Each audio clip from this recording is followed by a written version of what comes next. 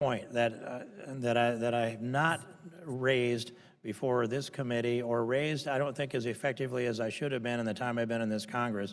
So I'm going to take you back to some numbers from about 2003 or so, when Mr. Don Young was the chairman of the Transportation Committee.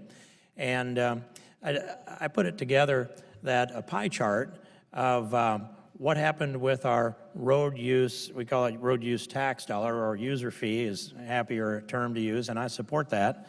But when people put the nozzle in the tank, they expect to be paying that for roads and bridges, which is the focus of this infrastructure discussion. And so I broke that dollar down for each dollar coming in. Old numbers, I admit, they probably haven't changed that much. There was, according to the committee then, as much as 28% of that dollar was going to pay for environmental and archaeological. That sounds pretty high to me, but that was a number that I recall from back then. 17% went to mass transit, 3% went to trails.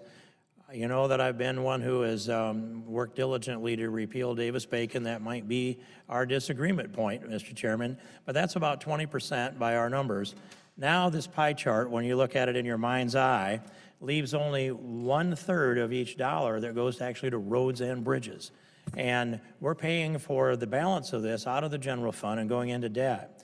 So I would suggest that we get the maximum amount of dollars out of that road use fund, however we negotiate that, however we define it, and bring this down to where if we have to go outside that fund for other things, let's go out of the general fund for the pieces that are not roads and bridges, rather than keeping it all together, because the public wants to pay for the user fee for roads and bridges with their gas tax.